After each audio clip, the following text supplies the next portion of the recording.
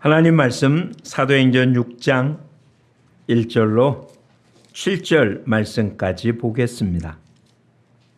195쪽 사도행전 6장 1절로 7절 말씀까지 우리 한 목소리로 같이 읽겠습니다. 그때 제자가 더 많아졌는데 헬라파 유대인들이 자기의 과부들이 매일의 구제에 빠짐으로 시브리파 사람을 원망하니 12사도가 모든 제자를 불러 이르되 우리가 하나님의 말씀을 제쳐놓고 접대를 일삼는 것이 마땅하지 아니하니 형제들아 너희 가운데서 성령과 지혜가 충만하여 칭찬받는 사람 7을 택하라. 우리가 이 일을 그들에게 맡기고 우리는 오로지 기도하는 일과 말씀 사역에 힘쓰리라 하니 온 무리가 이 말을 기뻐하여 믿음과 성령이 충만한 사람 스데반과 또 빌립과 브로고로와 니가노로와 디몬과 바메나와 유대교에 입교했던 안디옥 사람 니골라를 택하여 사도들 앞에 세우니 사도들이 기도하고 그들에게 안수하니라. 하나님의 말씀이 점점 왕성하여 예루살렘에 있는 제자의 수가 더 쉼이 많아지고 허다한 제사장의 무리도 이 도에 복종하니라. 아멘. 올해표 함께 제창합니다. 나가 복음을 전하자. 오늘은 맥주감사주일이라고 했는데도 맥주감사절에 해당되는 본문을 택하지 않고 계속 보는 사도행전을 그냥 살펴보고 있습니다. 오늘 여러분 갖고 있는 주보에 맥주감사주일을 지키는 이유라는 컬럼이 기록된 걸 볼 것입니다. 7월 첫째 주일이 맥주감사주일. 이것은 우리 한국 모든 교회가 대부분 그렇게 지키고 있습니다. 맥추절이라고 하는 것은 유대 3개 절기 중 하나입니다. 이스라엘 백성들에게 하나님께서 성인 남자는 적어도 1년에 3차례 절기를 지키라고 했습니다. 유월절, 맥추절, 수장절입니다. 유월절은 이스라엘 백성들이 애굽에서 나온 것을 기념하는, 우리로 얘기하면 8월 15일 같은 해방 기념일이죠. 또 그리고 맥추절은 오순절이라고도 표현해서 유월절 이후 50일이 되는 오순절이기도 합니다. 그리고 이때가 첫 번째 추수를 거두는, 즉 보리를 거둘 때이기 때문에 맥추절이라고 표현하고 있는 것이고, 그리고 이제 가을에 모든 걸 다 거둔 뒤에 거두는 수장절, 우리로 얘기하면 추수감사절, 이렇게 3번의 큰 절기. 절기가 3배만 있는 건 아닙니다. 후에는 여러 절기가 겹쳐서 많아지지만 그래도 적어도 이 세 절기는 이스라엘 남자들은 꼭 지켜야 되는 가장 중요한 절기입니다. 그리고 이것은 굉장히 뜻깊은 것이죠. 이것은 하나님이 함께해 주신 것에 대한 감사의 뜻을 표현하는 것입니다. 즉 유월절을 통해서 하나님이 애굽에서 우리를 건져냈다는 사실을 기억하며 감사를 드리죠. 이제는 더 나아가서 우리가 구원받음에 대한 기쁨 역시 유월절 절기로 지킵니다. 그때가 거의 부활절, 우리의 부활절과 비슷한 절기가 되어집니다. 그러죠? 왜냐하면 예수님이 유월절 어린 양으로 돌아가셨으니까 이스라엘 유월절이 우리의 부활절과 비슷한 절기입니다. 맥추절은 우리도 마찬가지죠. 근데 우리처럼 봄에 씨 뿌리고 가을에 거두는 그런 농사가 아니라 밀 보리는 가을에 뿌리고 봄에 거두기 때문에 바로 지금이죠. 어떻게 보면 하지에, 우리 하지 감자라고 해서 나오는 이것이 봄에 처음에 나오는 거라서 옛날 보릿고개라고 한 것이 보리 나오기 전까지는 먹기가 어려웠던 시절이었기 때문에 그랬잖아요. 이때 첫 번째 곡식을 거둬서 하나님께 감사드리는 절기입니다. 마찬가지로 수장절은 포도니 감람나무니 모든 결실을 다 거둔 뒤에 드리는 감사절기죠. 우리의 어떻게 보면 추석 같은 개념이라고 생각하면 될 겁니다. 더도 말고 덜도 말고 한과에만 같아라 라고 1년 내에 가장 풍요로울 때가 추석절기죠. 특별한 일이 없었다면 그게 수장절입니다. 이 모든 것들은 한마디로 얘기하면 이런 얘기죠. 지난 과거, 이 절기를 지키는 그 날을 기점으로 이 이전 하나님이 어떻게 돌봐주시고 채워주시고 이끌어주시고 함께 했는 것에 대한 감사, 이런 거죠. 이걸 매년 반복함으로 하나님이 함께 했다는 사실을 늘 기억하게 하는 그런 절기가 이러한 절기였습니다. 우리는 이것을 공교롭게 대부분 7월 첫 주에 맥주감사절을 지키며 상반기 하나님 우리한테 주신 은혜를 기억하고 감사하는 그와 같은 절기가 되는 것입니다. 올 한 해 동안 하나님이 나를 어떻게 인도하셨는지, 어떻게 채워주셨는지, 어떻게 돌봐주셨는지, 어떻게 붙잡아 주셨는지 오늘은 지난 6개월 동안을 돌아보면서 이것도 하나님의 은혜였구나. 문제는 매번 표현한 것처럼 지나오면 은혜인데 그때는 그거를 은혜라고 깨닫지 못할 때가 많았던 겁니다. 왜 힘든지, 왜 고통스러웠는지, 왜 이렇게 아픈지 지나고 나면 다 은혜였는데 그때 몰랐잖아요. 오늘 지난 6개월을 쭉 돌아보면서 힘들었던 것, 불평했던 것, 짜증냈던 모습들까지도 은혜라는 사실을 깨달으며 앞으로 남은 6개월 동안 하나님의 은혜로 이끌어 주실 것을 믿은 그와 같은 날이 되기를 축복합니다. 오늘 우리가 본 본문은 5장 마지막 절, 지난주에 살펴보는 것처럼 날마다 성전에 있든지 집에 있든지 예수는 그리스도다라고 가르치기와 전도하기를 그치지 않았던 그 결과로 예루살렘의 믿음의 숫자가 점점 많아지고, 믿음의 숫자가 많아지고 나니까 그 안에 문제가 좀 생긴, 그래서 그 문제를 어떻게 해결하고 있는지를 보여주는 내용이 그것입니다. 1절에 그때 제자가 더 많아졌는데, 이거는 42절, 제자가 그냥 많아진 게 아니죠. 어떻게 해서 많아졌다고요? 날마다 성전에 있든지 집에 있든지 예수가 그리스도라는 사실을 가르치고 전한 결과로 점점 믿음의 숫자가 많아졌습니다.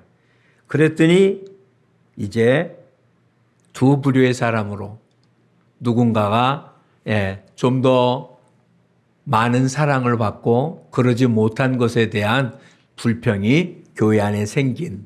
근데 오늘 본문에 보면 이런 얘기가 있어요. 그냥 제자가 많아졌다라고 표현하지만, 자, 1절에 보면 구제라는 말이 나오고 2절에 보면 접대라는 말이 나옵니다.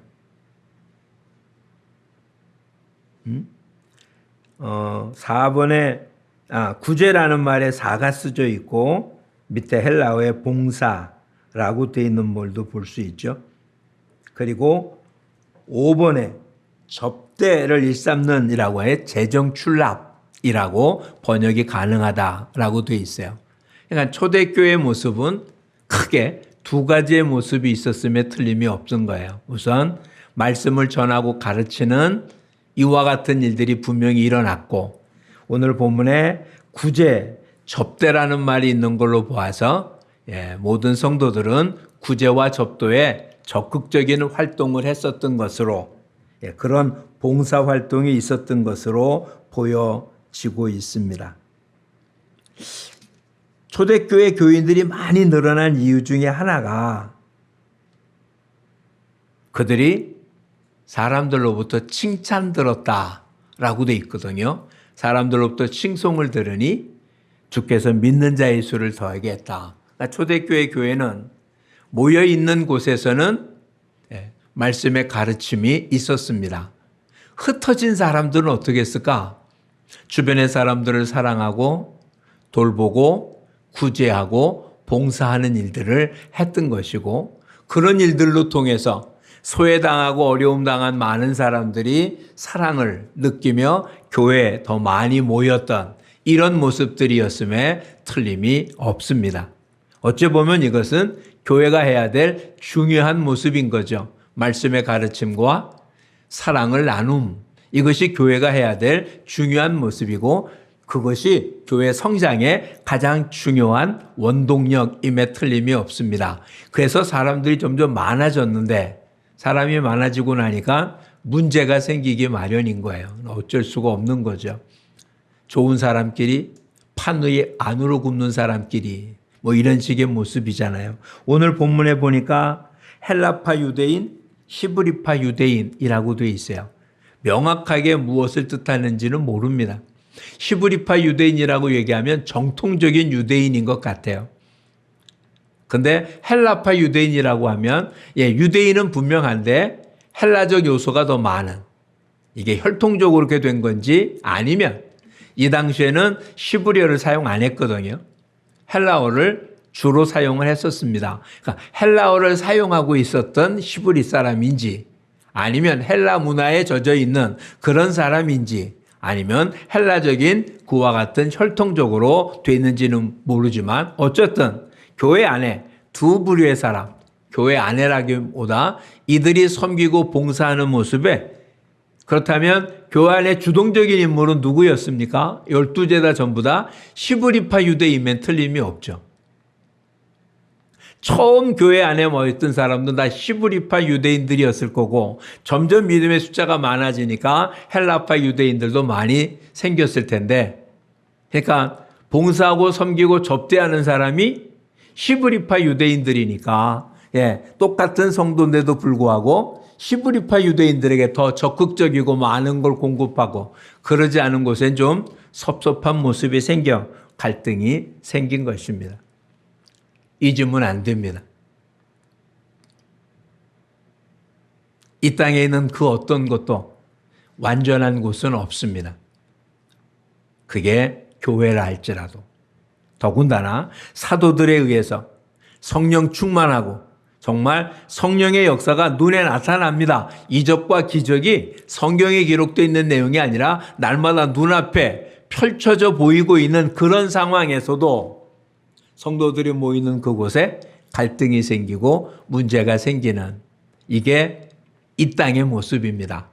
하늘나라 전까지는 이 땅에는 그런 모순이 없는 것은 존재할 수 없습니다. 많은 사람들이 이렇게 얘기를 하죠. 여기에는 문제가 있어서 못 잊겠다고 다른 곳으로 가면 그곳에는 문제가 없을까요?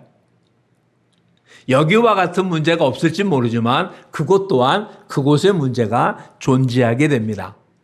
다 떠나서 성도는 문제가 없습니까? 성도 또한 문제가 많습니다. 아니, 여러분 개개인은 어떻습니까? 여러분은 아무런 문제가 없습니까? 그러지 않죠?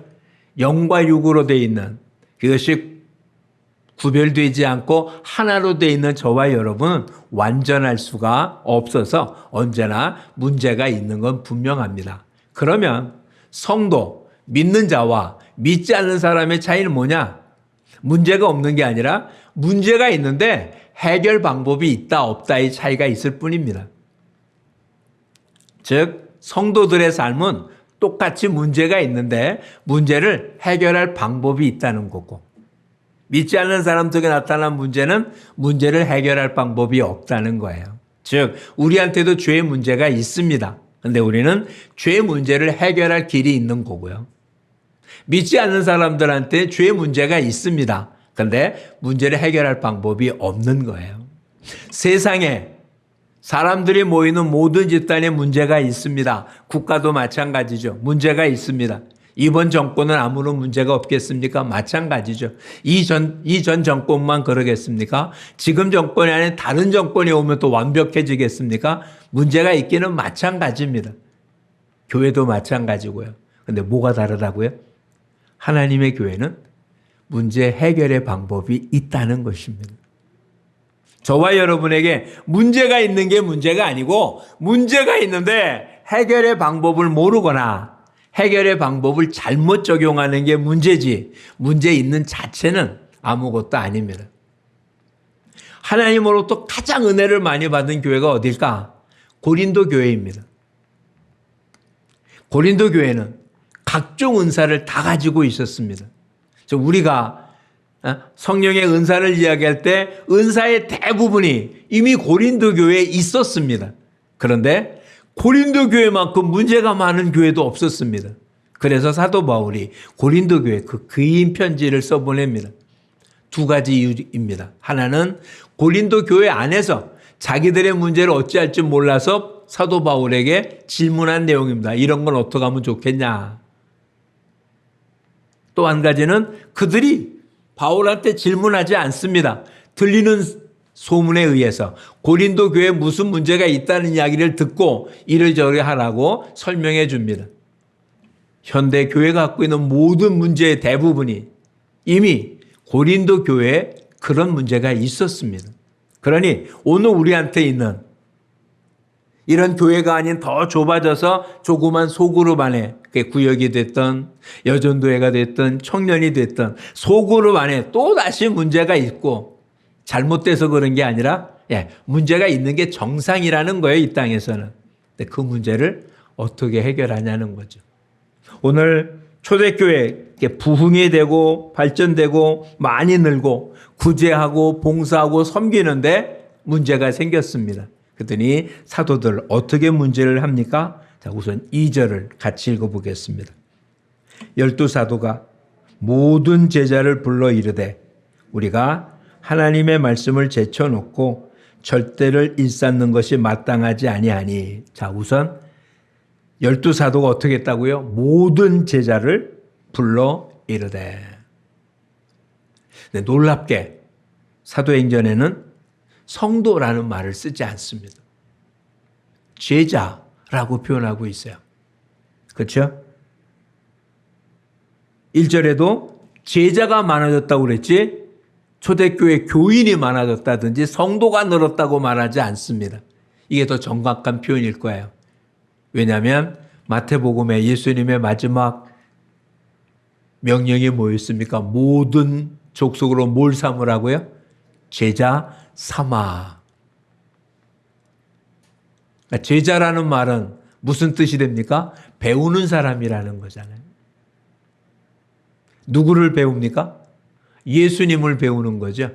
예수님을 닮아가는 거예요.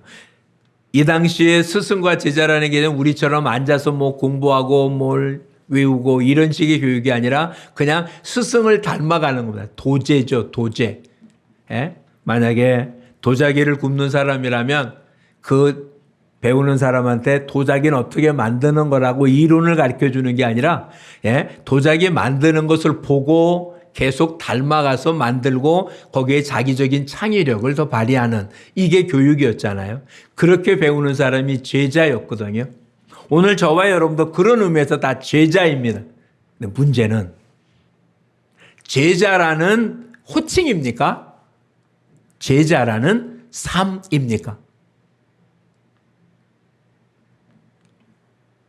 제자라고 불려지는 사람들 속에 문제가 생겼습니다. 그래서 원망하는 그룹이 생겼어요. 그랬더니 사도들이 모든 제자를 불러 모았습니다.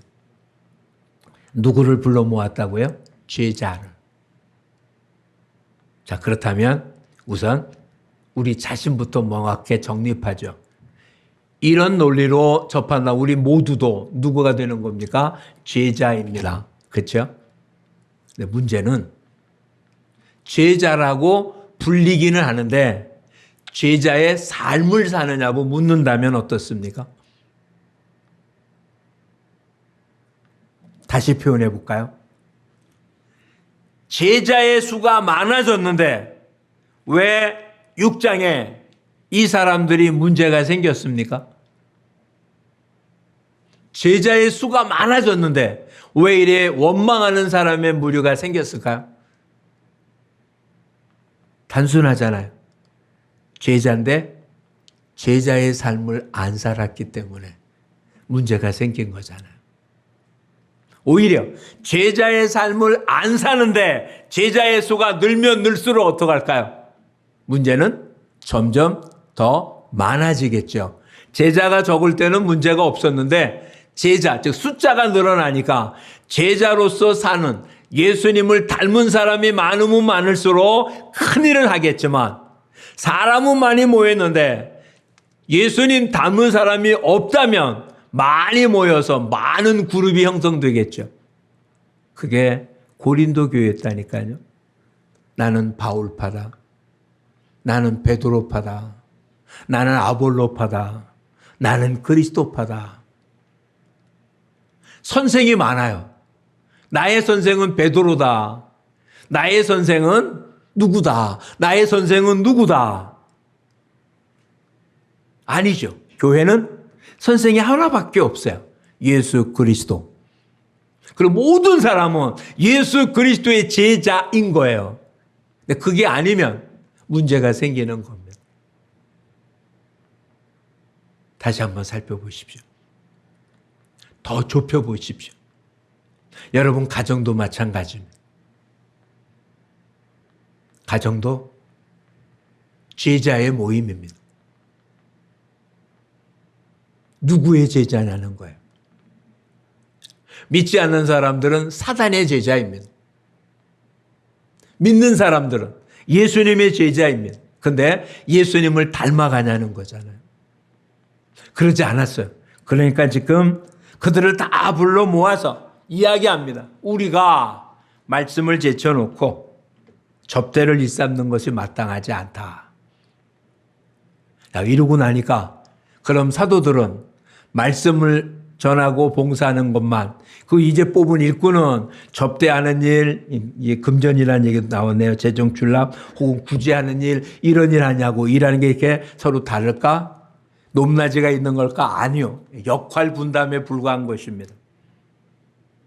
하나님 우리 모두에게 적절한 은사를 주셨습니다. 누구는 누구를 잘 이해시키고 누구에게 자기의 의견을 잘 표현해서 설득시키는 일을 잘하는 사람. 누구는 뭔가 일하고 남을 섬기는 일을 즐거워하는 사람. 또 어떤 이는 돈을 잘 버는 사람. 아주 누군가를 유쾌하고 재미나게 만들어주는 사람.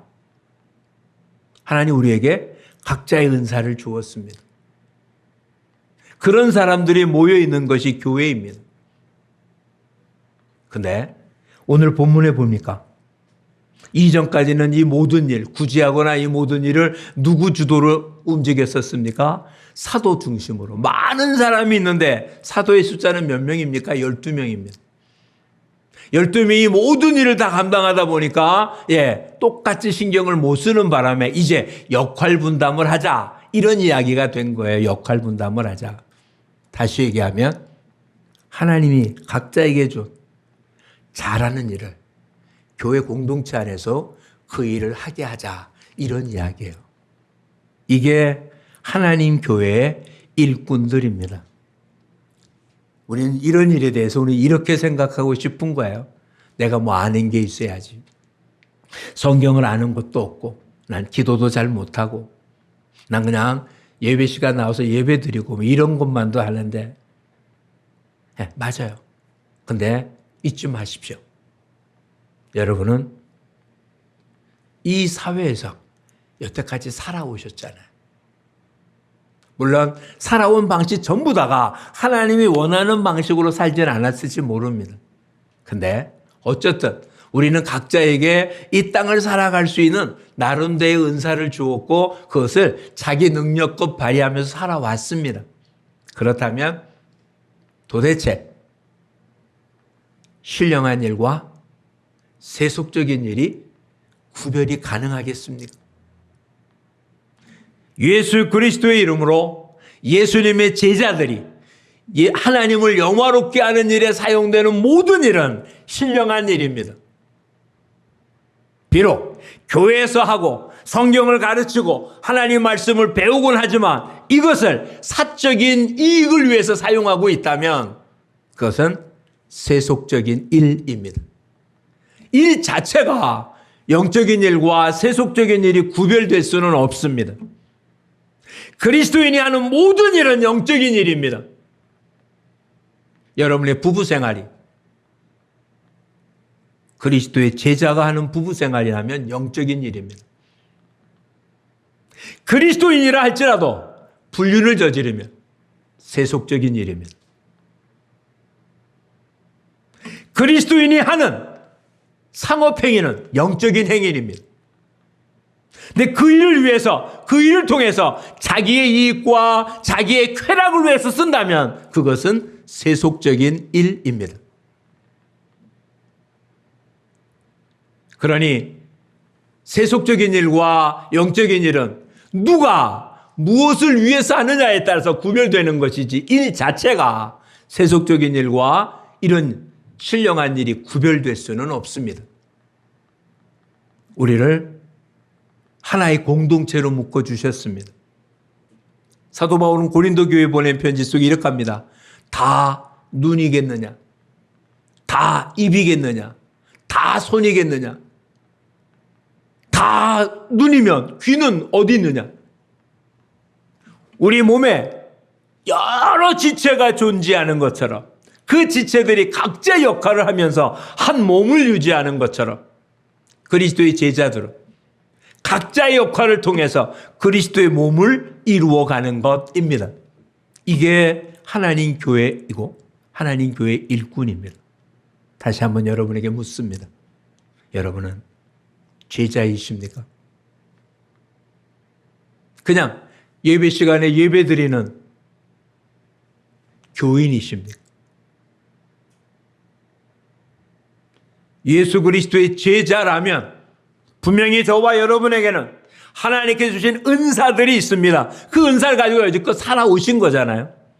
그 은사들을 하나님 나라 영광을 위해서 사용하는 이런 모습이 되어야 되는 것이죠.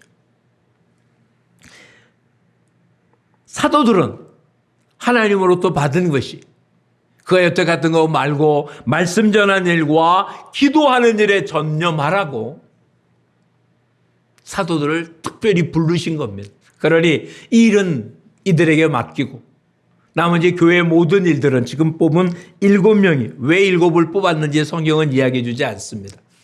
아마 7명 가지고 일할 수 있었기 때문에 7명을 뽑았을 거라고 생각을 합니다. 10명이 필요했으면 10명을 뽑았을 거고 100명이 필요했으면 100명을 뽑았을 겁니다. 근데 처음에는 7명만 뽑아도 될 것 같아서 아마 뽑았을 거라고 생각이 되어집니다. 자, 그렇다면 지금 여기에 교회에서 받은 직분을 갖고 있는 분들은 하나님께서 하나님의 일에 영적인 일에 여러분 갖고 있는 여러분에게 허락된 은사들을 활용해서 하나님의 교회를 든든히 세우기 위해서 여러분을 제자로 삼고 한데 불러 모았다는 사실을 인정해야만 될 것입니다.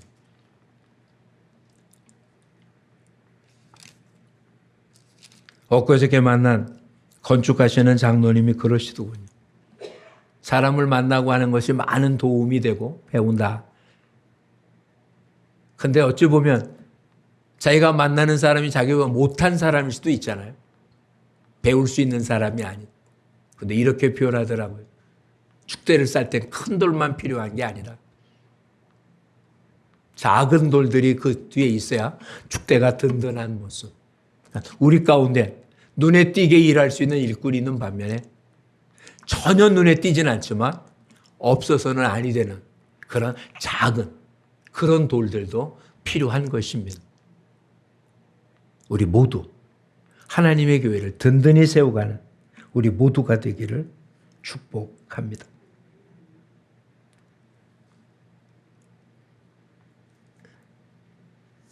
하나님이 우리에게 주신 이 놀라운 모습들 한번 살펴볼까요? 에베소서 4장에 의하면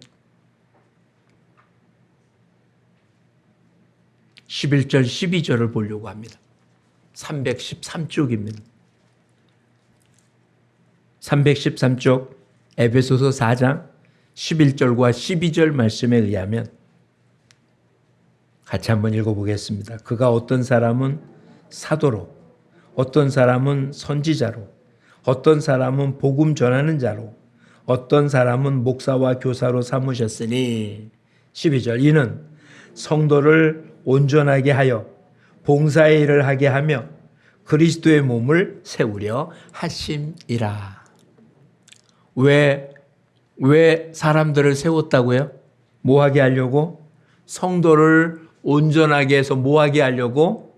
봉사의 일을 하게 하려고. 또 하나는 뭐 하게 하려고? 그리스도의 몸을 세우게 하려고. 몸이 건강하다는 얘기는 무슨 얘기입니까? 머리끝부터 발끝까지 모든 지체가 건강한 게 건강한 것입니다. 그렇죠? 팔 힘만 강하고 하체 힘이 약한 사람을 건강하다고 말하지 않습니다. 뭐 하나 뛰어난 모습이 없을지 몰라도 머리끝부터 발끝까지 자기 지체들이 자기 역량을 다 발휘한다면 건강한 사람입니다. 그렇죠? 예전에 말씀드렸던 거 기억납니까? 손가락끼리 다툼이 일어나니까 엄지손가락 나는 최고죠. 두 번째 손가락, 세 번째 손가락, 네 번째 손가락까지 나는 반지를 끼잖아요. 맨 마지막 손가락이 뭐라고요? 자기는 자랑할 게 아무것도 없잖아요. 뭐라고요? 나 없으면 너 병신이야. 그렇죠? 새끼손가락은 정말 보잘것 없지만 없으면 병신이잖아요. 우리 모두가 그런 사람입니다. 어찌 보면 뛰어나지 않는, 도대체 왜 있는지 모르는, 불편해 보일 수도 있는데 문제는 없으면 어떻게 된다고요? 몸에 일부가 없는 거라고. 퍼즐로 여러분에게 설명드린 적이 있습니다. 지금 여기 40여 명이 앉아 있습니다. 이리저리 저렇게 빠진 인원들이 한 반 정도 되잖아요. 근데 어쨌든 한 40여 명이 지금 퍼즐 조각을 맞추고 있는 거예요. 40명이 다 모이면 퍼즐 완성이 된 거예요. 요거 갖고도 그리스도의 몸이 완성된 모습으로 보입니다. 우리가 좀 인원이 들어요. 60명. 그러면 여기에 덧붙여져 가지고 더 큰 그림이 되는 거고 100명이 되면 여기에 덧붙여져 갖고 더 큰 그림, 이런 그림이 그려지는 거예요. 근데 10,000명이 모여도 그 중에 하나가 빠지면 완성된 그림이 못 되는 거예요. 우리는 이렇게 한눈에 보아도 제가 볼 땐 여기서 누가 안 왔는지 한눈에 보입니다. 누가 안 나왔네. 보통 항상 그 자리에 앉히잖아요. 저기 앉아있는 이경우 지사는 오늘 안 나오셨거든요. 근데 10,000명이 모였다면 보이겠습니까? 안 보이겠죠? 한 2,000명 모이는 교회도 강단에 서서 누가 안 나왔는지 모를 겁니다. 맨 앞에 있는 사람들은 몰라도. 몇 사람이 빠져도 빠진 흔적도 없을 겁니다. 근데 완성된 그림은 못 됩니다. 작게 모였기 때문에 하나 둘 빠지면 금방 눈에 띄고 많이 모이니까 괜찮아 보인다고요. 그래서 지금의 성도들은 큰 교회 가는 이유 중에 하나가 그냥 묻어가려고. 자기 나서지 않아도 되니까. 자기의 관심 안 쓰니까. 어찌 보면 굉장히 이 시대적인 발상인지 모르겠습니다. 그런데 하나님 교회는 결코 그렇지 않습니다. 하나님의 나라는 결코 그렇지 않습니다. 눈에 띄는 사람만 일꾼이 아니고 있어야 될 자리에 앉아있는 사람 자체가 일꾼이라는 걸 놓치면 안 됩니다. 여러분 모두 일단은 그런 마음을 가지시기 바랍니다. 내가 앉은 자리에 내가 없으면 예배가 안 된다고 생각하십시오. 내가 있을 자리에 내가 없으면 예배가 시작이 될 수 없는, 내가 있어야 될 때를 내가 차지하지 않으면 하나님 예배를 받을 수 없다라.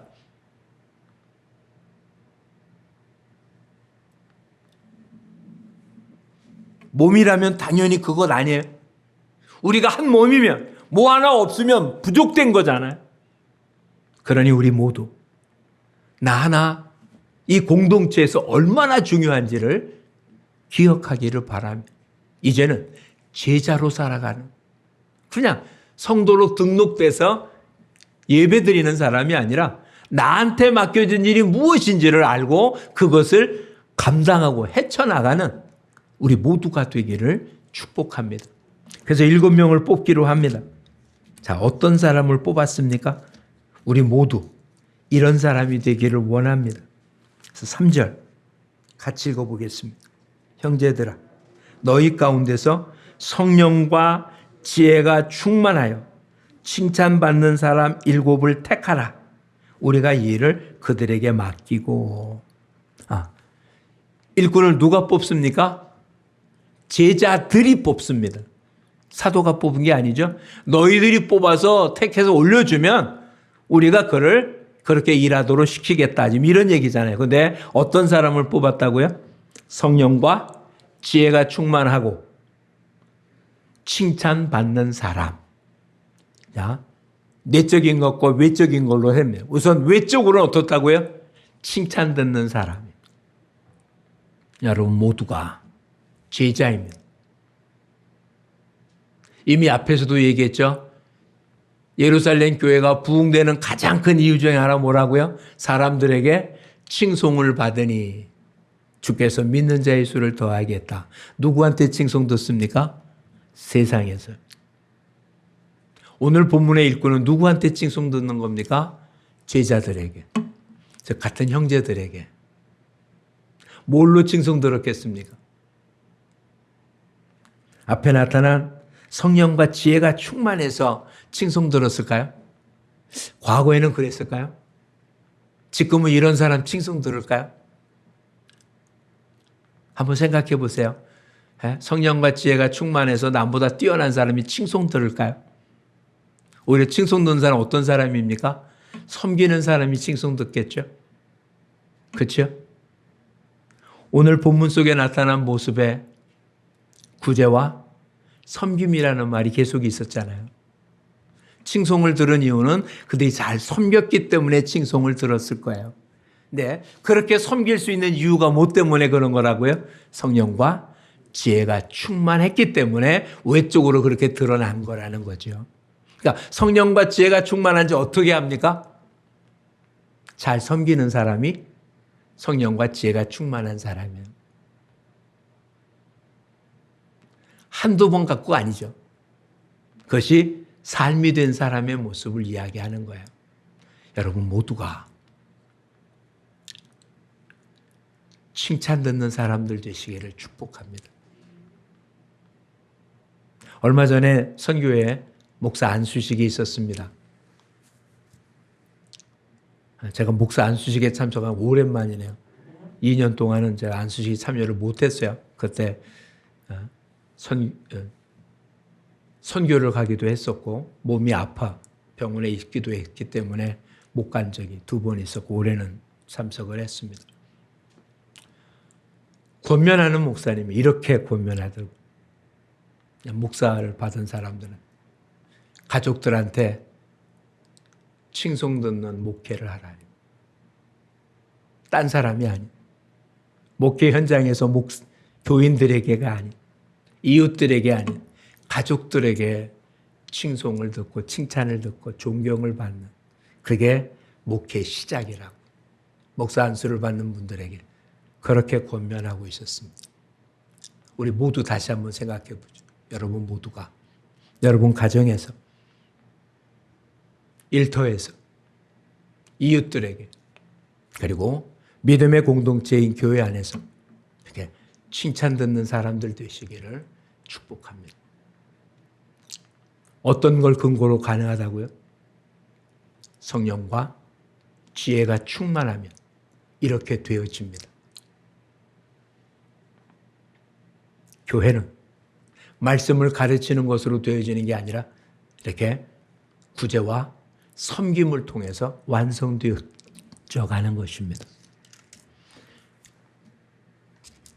그렇게 하고 사도들은 어떻게 하기로 하겠다고요? 기도하는 일과 말씀 사역에 힘쓰겠다. 그랬더니 온 무리가 다 기뻐해서 믿음과 성령이 충만한 사람 7을 택해서 세웠더니 그들에게 안수를 주었습니다. 결과가 어땠는지 7절을 보겠습니다. 7절을 같이 읽어보죠. 하나님의 말씀이 점점 왕성하여 예루살렘에 있는 제자의 수가 더 심히 많아지고 허다한 제사장의 무리도 이 도에 복종하니라. 제자의 수가 늘었습니다. 교회에 문제가 생겼잖아요. 원망하는 일이 생겼습니다. 근데 원망하는 일이 생겨서 무너지고 깨어졌습니까? 안 그랬어요. 아나니아와 삽비라가 죽음으로 교회가 깨졌습니까? 아니요. 오히려 문제가 있었는데 더 부흥이 됐어요. 우리에게는 언제나 문제는 존재합니다. 문제를 어떻게 해결했다고요? 온 제자들이 함께 모여서 하나님의 뜻이 무엇인지 찾고 제자의 삶을 살기로 할 때 오히려 전화위복이 되어지고 교회는 부흥이 됐습니다. 여러분, 이제는 가정에서 칭찬을 들으십시오. 여러분이 만나는 사람들에게, 여러분의 사업 일터에서 여러분은 칭송을 들어야 됩니다. 그게 전도하는 것입니다. 그게 하나님의 일입니다. 그러기 위해서는 눈에 보이지 않는 성령과 지혜가 충만한 이거는 말씀과 기도밖에는 없습니다. 오늘 본문을 다시 한번 살펴보십시오. 사도들이 말씀 전하는 일과 기도하는 일에 전무하다 어디서 하는 거겠습니까? 청상 교회 안에서 하는 거잖아요. 바깥에 나가서 선포할 수밖에 없잖아요. 안에서 하는 겁니다. 즉 우리 내적으로는 말씀과 기도가 충만한 삶을 살아야 하는 것이고 외적으로는 칭송을 들을 수 있는 섬김과 봉사, 구제의 삶을 사는 것입니다. 우리 모두 이런 교회 안에서 말씀과 기도의 모습이 흩어져서는 봉사와 구제와 섬김의 삶을 통해서 하나님께 영광을 돌리고 그 결과가 풍성함을 누리는 우리 모두가 되기를 축복합니다. 나 하나쯤이야 라는 생각을 버리기 바랍니다. 함께 할 때 놀라운 역사가 일어날 수 있습니다. 모두가 기도합시다. 혼자서 10시간 기도하는 것보다 우리 다 같이 한 5분씩 기도하는 게 훨씬 더 강력한 힘을 발휘할 겁니다. 혼자서 매일 몇 시간씩 복음을 전한다고 외치는 것보다 우리 모두가 있는 자리에서 내 주변의 사람들에게 예수가 그리스도라고 외치는 것이 훨씬 더 효과적일 것입니다. 우리 모두 이런 하나님의 교회 일꾼들 되어지시기를 축복합니다. 저도 저가 맡은 일을 최선을 다해서 하도록 하겠습니다. 올 하반기 더 많은 기도와 더 애써서 준비한 말씀을 여러분한테 전하려고 무던히 애쓰겠습니다. 여러분도 모여서 함께 기도하고 흩어져서 여러분 있는 처소에서 그리스도의 제자로 조금도 부끄러움 없는 삶을 통하여 하나님께 영광을 돌리는 우리 모두가 되기를 축복합니다. 여러분 가진 은사들이 무엇인지 그 은사를 교회 안에서도 활용하십시오. 올 하반기 동안 잘 생각해보고 내년엔 내가 교회 안에서는 이런 일을 하겠다라고 여러분 스스로가 다 자원할 수 있기를 바랍니다. 한번 생각해 보십시오. 은행에 다니는 사람이라면 교회 재정을 맡는 일은 정말 아무것도 아니지 않겠어요? 그렇죠? 믿음으로만 준비됐답니다. 근데 그러지 않으면 우리 얼마 안 되는데도 액수가 들어서 한참 고생해야 되는 모습 얼마든지 보거든요. 각자에게 자기한테 주어진 은사를 내가 교회에서 하나님의 일에 어떻게 쓰일 수 있을지 올 하반기 동안 하나님 내게 준 은사가 무엇인지 내가 하나님에게 해서 어떻게 봉사하고 섬길 수 있는지 내년에는 다 자원하는 자의 모습으로 그냥 모든 일이 윤활이 돌아가는 그런 하나님의 교회를 만드는 저와 여러분이 되기를 축복합니다. 기도하겠습니다. 고맙습니다, 주님. 하나님의 교회, 이 땅의 교회는 완성된 교회가 아니라 수없이 많은 문제가 있고 그 문제는 주 안에서 하나하나 해결해 감으로 더 돈독해지고 완성되어져 감을 말씀을 통해서 보았사오며 저희들도 모였기에 앞으로도 많아지면 많아질수록 우리 안에 문제가 많아질 줄 압니다. 그러나 그 문제 때문에 우리들 헤어지고 깨어지고 싸우고 불평할 게 아니라 오히려 문제가 있을 때 모여서 하나님 앞에 문제를 해결합니다. 각자의 역할대로 주님 일을 분배함으로 하나님의 나라를 든든히 세워가는 우리 모두가 되게 하옵소서. 우리 모두는 제자입니다. 제자의 삶을 못 살 때 문제가 생겼습니다. 우리 다 제자의 삶을 사는, 그래서 말씀과 기도, 성령과 지혜가 충만하게 하시고 섬김과 봉사, 구제와 나눔, 사랑의 실천을 통해서 모든 이들로부터 칭송을 듣는 참다운 그리스도의 제자들이 되도록 축복해 주시옵소서. 우리 각자에게 주는 은사대로 하나님 앞에 봉사하고 섬김으로 교회가 든든히 세워져 가도록 축복하옵소서. 예수님 이름으로 기도합니다. 아멘.